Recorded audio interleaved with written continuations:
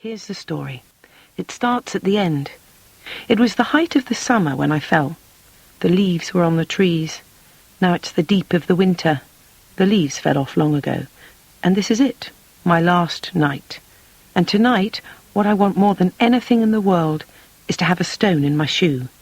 To be walking along the pavement here, outside the hotel, and to feel a stone rattling about in my shoe as I walk. A small, sharp stone, so that it jags into different parts of the sole and hurts just enough to be pleasure, like scratching an itch. Glaring up at the shutters, knows she's there. Alice! And once more in a despairing bellow, Alice! Barnes! Come! We will go to Juan Lapin. Take taxi. We will go to Boom Boom. We will have cocktail. Not a sound from above. The shutters remain fixed, but the rim of light is telltale, gives the game away. Josette steps back, craning her neck to try and improve the angle of vision, peers up to the first floor to see if she can catch the faintest movement behind the peeling grey louvres. Nothing, though. Just that rim of light and silence, a gap of quiet within the background hum of traffic and the plash of the sea against the rocks below the promenade. She has one last go. Alice! We will have cocktail! Avi Wallbanger! We will have fun! A dog barks. Wow, Celia muttered, dashing past with plates of tarte tatin just after the clock had struck 10:30. We really must be the talk of the town. Look at who the cat's dragged in. On your side, thank God. Completely ignoring the queue and sitting at one of Kate's just vacated tables was a familiar fat man dressed entirely in black. He was accompanied by a nervous blonde of a certain age. A younger, more beautiful blonde was honking loudly into a small silver mobile. "Yeah," she bawled. "It's like a typically French place. Très chic, darling. Hottest place to eat on the Riviera at the moment. So of course we had to come. It's amazing, okay? Makes the Caprice look like an M1 truck stop. It's simply packed with the A-list. In fact, if I bend forward, I can see Julia Roberts." Muff dive. Swimming frock, camel toe, fat. I'm standing on a diving board with my arms in the air, looking at a red light.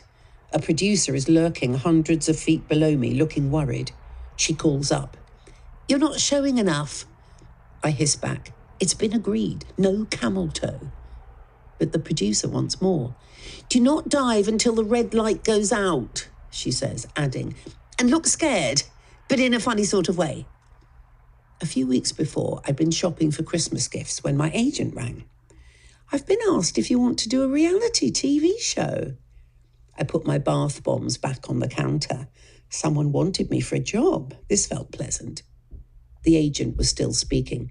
"And they want you to dive." This less so. "Dive? Where?"